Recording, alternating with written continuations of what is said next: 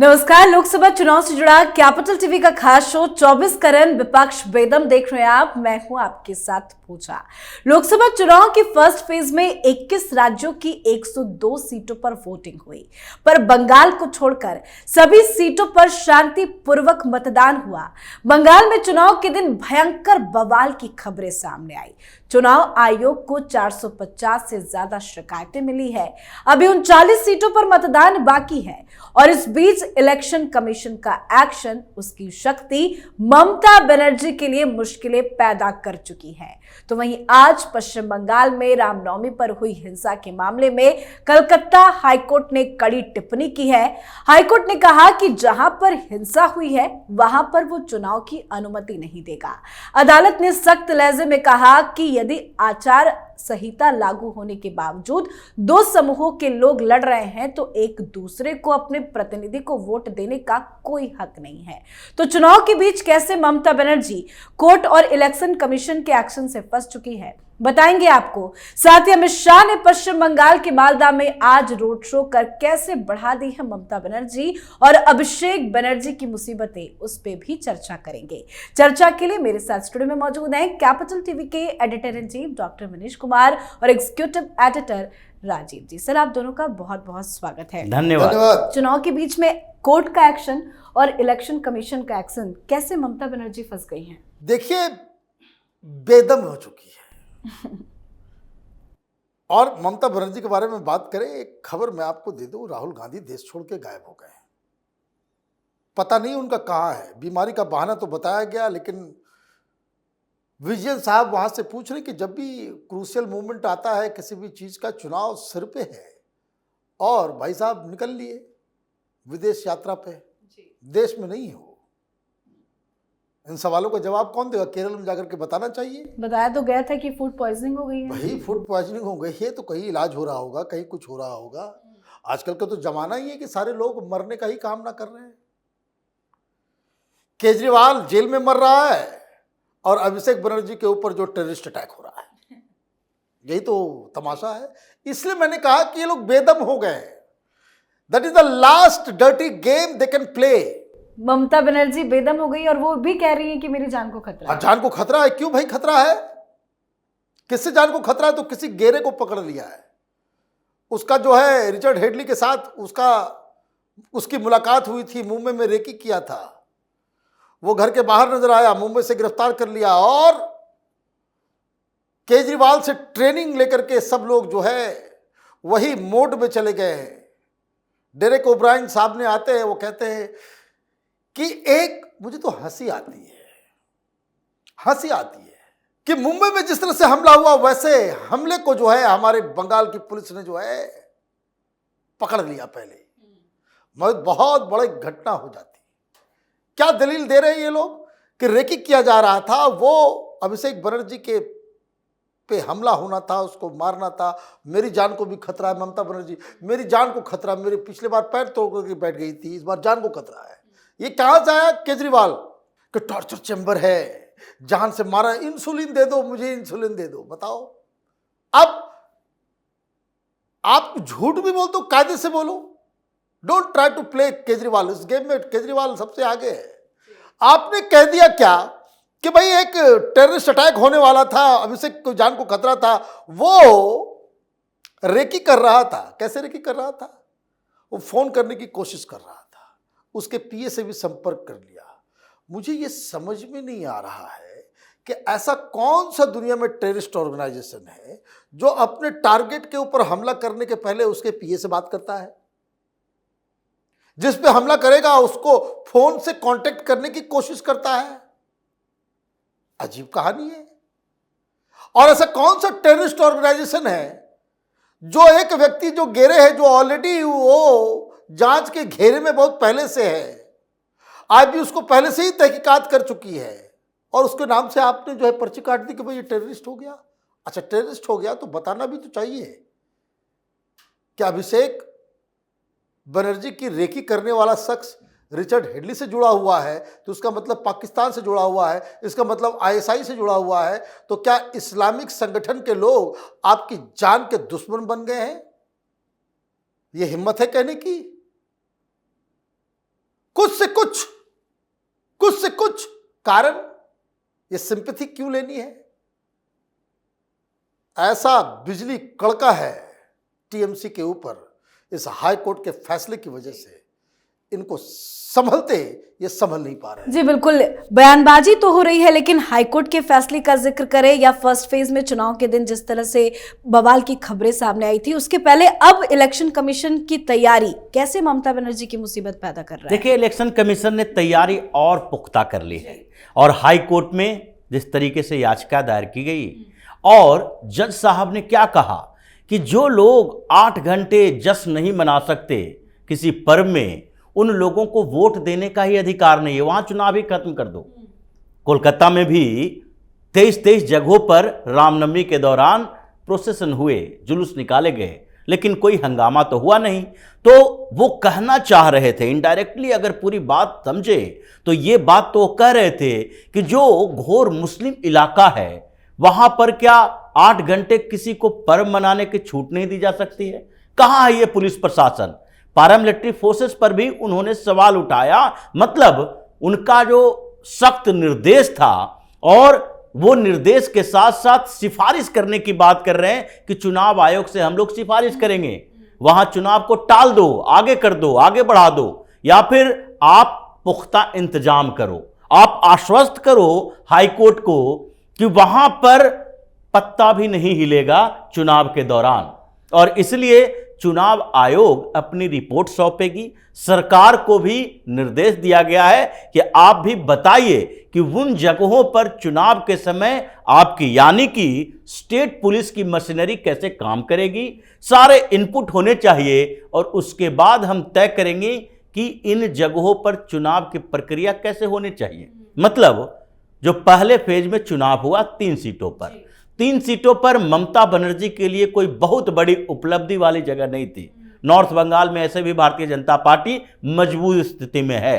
तो ऐसे में ममता बनर्जी उन जगहों पर जब 450 कंप्लेन इनके खिलाफ गए कि यहां पर हंगामा कर सकते हैं, तो उसके बाद स्थितियां बदली। चुनाव आयोग 100 से ज्यादा कंपनी और पैरामिलिट्री फोर्सेस की मांग कर रही है कि चप्पे चप्पे पर अब पैरामिलिट्री फोर्सेस रखो। कोलकाता पुलिस, बंगाल पुलिस पर भरोसा नहीं है।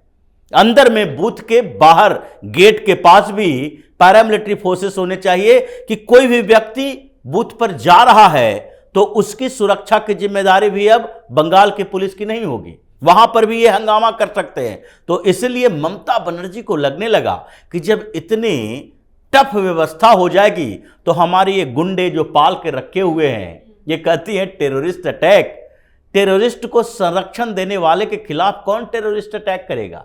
ये सारे बांग्लादेशी आतंकियों को संरक्षण तो ये लोग देते हैं, वहां से निकल कर आता है और यहां पर आके बूथ कैप्चर करता है। सारे बम बारूद बनाने वाले लोग तो इसकी पार्टी में हैं, तो इसके ऊपर कौन हमला करेगा? विक्टिम कार्ड तो खेलना ही है। लेकिन परेशानियां बढ़ चुकी है। अब इनके सामने चुनौती वामपंथी और कांग्रेसी ही नहीं है, आईएसएफ है। भारतीय जनता पार्टी देख रही है ममता बनर्जी के पैतरों को, और ममता बनर्जी परेशान इस बात से है कि हाई कोर्ट और चुनाव आयोग, ये दोनों के जो एक्शन प्लान हैं उससे हमारे सारे पैतरे फेल होते दिखाई पड़ रहे हैं। तो बिल्कुल सर, तो ऐसे में हाईकोर्ट और चुनाव आयोग के एक्शन से ममता बनर्जी का बेड़ा कैसे पार होगा, क्योंकि अभी तो 39 सीटों पर वोटिंग होनी बाकी है। देखिए किस तरह से गर्जना आज अमित शाह ने किया मालदा के अंदर। मालदा 3 साइड से नदी के बीच और मुस्लिम बहुल इलाका है, लेकिन यह मुर्शिदाबाद नहीं है कि जहां 70% से ज्यादा मुसलमान हो। यहां 50% मुस्लिम हैं और ये किसी जमाने में चौधरी साहब की वजह से कांग्रेस का गढ़ था, तो वहां कांग्रेसी काडर भी मजबूत है। टीएमसी ने भी अपनी पकड़ वहां बनाई है। तो 50% मुस्लिम्स हैं वहां पे और 50% कौन है? हिंदूज हैं। अब आपको ये आंकड़ा समझ में आ रहा है? मुस्लिम वोट बटेगा और कमल खिलेगा। यही इस बंगाल की राजनीति में एक नया बदलाव आया है। जो पहले फेज में वोटिंग हुई, जो रिपोर्ट्स आ रही हैं उसमें यह मालूम चल रहा है कि ममता बनर्जी अपने संगठन, अपने नेताओं से इतनी परेशान है कि जो पिछली बार ये लोग ऑलरेडी वहां पे बीजेपी जीती थी तीनों की तीनों सीटों के ऊपर, और इस बार बताया जा रहा है कि बढ़त 2 से 3 लाख वोट्स का है। मतलब जो ममता बनर्जी के पास रिपोर्ट आया वो ये कि हिंदू तो अब वोट नहीं कर रहे, तो इसलिए अचानक से इमोशनल कार्ड, अचानक से मेरी जान को खतरा है, मुझे मार देगा, मुझे ये कर देगा, अचानक से इलेक्शन कमीशन के खिलाफ, कोर्ट के खिलाफ। आप देखिए जिस तरह की भाषा टीएमसी के जो प्रवक्ता की तरफ से आ रहा है, वो ये कह रहे हैं कि हाई कोर्ट का तो ऑर्डर ऐसा लग रहा है कि बीजेपी का ऑर्डर, इस तरह के नेताओं को तो उठा करके सीधे जेल के अंदर ठूस देना चाहिए। ये कुणाल दा जो है वहां भाषण दे रहे हैं कि हाईकोर्ट का ऑर्डर जो है वो तो लग रहा है बीजेपी का, और मैं इसलिए कह रहा हूं कि एक जज जो है वो ऑलरेडी जो है वो बीजेपी ज्वाइन कर लिया। अच्छा, बीजेपी वो रिजाइन करके ज्वाइन किए, रिजाइन करके जब ज्वाइन किए तो सिटिंग जज के जजमेंट के ऊपर तुम्हारी ये हिम्मत। लेकिन यही है कि लुंज पुंज तरीके का सिस्टम है, कोई उस पर ध्यान नहीं देता है। अदरवाइज इस तरह के वाहियात किस्म के प्रवक्ताओं को जेल के अंदर उनको बंद कर देना चाहिए कि आप कोर्ट की अवमानना करोगे। तो आप देखिए कि कितनी डेस्परेट ममता बनर्जी हो गई है। ये सिर्फ मालदा का मैंने एग्जाम्पल दिया, यही आप 5-7 डिस्ट्रिक्ट्स को अगर छोड़ दें जहां 50-60% से ज्यादा मुस्लिम पॉपुलेशन है, बाकी के इलाकों में तो भारतीय जनता पार्टी इस बार बहुत मजबूती के साथ नजर आ रही है, और यही दिक्कत ममता बनर्जी को खाई जा रही है। बिल्कुल सर ने मालदा का जिक्र किया अमित शाह के रोड शो का, और बताया जा रहा है कि पश्चिम बंगाल की जिम्मेदारी अमित शाह के कंधे में सौंप दी गई है, क्योंकि अमित शाह बेस्ट कैंपेनर के तौर पे देखे जाते हैं पश्चिम बंगाल के लिए, क्योंकि वो यूसीसी, सीए इन सारे मुद्दों पर खुलकर बोलते हैं, ममता बनर्जी के भ्रष्टाचार पर पोल खोलते हैं।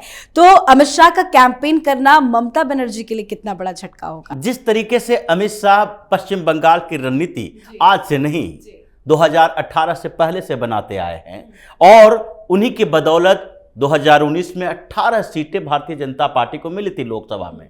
उनको लोकल लीडर के स्ट्रेटजी पर भरोसा नहीं है, मेहनत पर भरोसा है। आप मेहनत करो, रणनीति हम बनाएंगे। और जैसे वो पूरी तरीके से ये चीज समझते हैं कि भारतीय जनता पार्टी को मुसलमान वोट नहीं मिलेगा, तो सीधे वो चैलेंज करते हैं।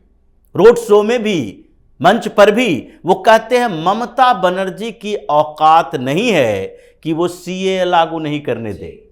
अब एनआरसी की बात तो अमित शाह ने ही कही थी कि अब असम से निकलता हुआ ये एनआरसी पश्चिम बंगाल में भी पहुंचेगा। अब भारतीय जनता पार्टी की सरकार वहां के लोगों ने नहीं बनाई, तो फिर एनआरसी आएगा कैसे? क्योंकि स्टेट गवर्नमेंट ये तय करेगी कि कैसे यहां पर जनसंख्या जो है पश्चिम बंगाल के अंदर, उसमें घुसपैठिए कितने हैं। पॉपुलेशन की बात जहां तक होगी तो उसके लिए अमित शाह ने पहले आश्वासन दिया था, और इस बार जितने कैंपेन उनके हैं, जितने उन्होंने रोड शो किए हैं, रैलियां की है, हर जगह पर उन्होंने ये बात कही है कि ममता बनर्जी का मुस्लिम अपीजमेंट अब पश्चिम बंगाल में नहीं चलने वाला है। ममता बनर्जी को डर इसी बात का लग रहा है कि मुसलमान वहां कंफ्यूज हो चुके हैं। उनको अब समझ में नहीं आ रहा कि हम वोट किसे दें जो जीतने वाला प्रत्याशी हो, कम्युनिस्ट पार्टी और कांग्रेस के ज्वाइंट उम्मीदवार को, या टीएमसी वाले को, या फिर वो जो आईएसएफ वाला है उस उम्मीदवार को वोट दें। और फिर जो ये उम्मीदवार उतारते हैं, मुस्लिम कैंडिडेट जो है, वो अपना एक बेस रखता है, 10-15% तो वोट वो लेकर आएगा, अपने आधार पर पार्टी को छोड़ दे। तो इसलिए आजकल ये दिन में तो ममता बनर्जी प्रचार करती है और रात में इनकी बैठकें चलती है। ये करोड़ों रुपए का खेल वहां चल रहा है। डर इस बात का है कि हम जो पैसे बांट रहे हैं, और चुनाव आयोग की टीम और आईटी की टीम ये रेड डाल रही है, वो अगर चुनाव से पहले जो पहले पैसा पहुंचाया जाता है उसकी अहमियत ज्यादा होती है। चुनाव आज होना है, 2 दिन पहले से सबके घरों में पैसे जाने शुरू हो जाएंगे, नहीं तो कब कौन पिछले दिनों की बात भूल जाए पता नहीं।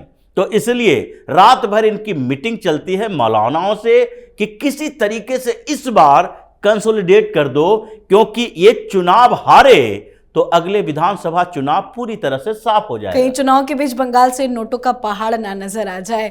बहुत बहुत धन्यवाद सर आप दोनों का। धन्यवाद। तो ममता बनर्जी की सरकार चुनाव के बीच मुसीबत में फंस गई है। अमित शाह बंगाल से ममता के खिलाफ हुंकार भर रहे हैं। शिक्षक भर्ती भ्रष्टाचार मामले में ममता बनर्जी को घेर रहे हैं, जिससे पूरा चुनावी माहौल भी बदल गया है। कलकत्ता हाईकोर्ट के फैसले ने भी ममता बनर्जी की मुसीबत बढ़ा दी है और इलेक्शन कमीशन का एक्शन भी ममता बनर्जी को टेंशन देने वाला है। आप अपनी राय कमेंट कर लिखें। देखते रहिए कैपिटल टीवी। नमस्कार।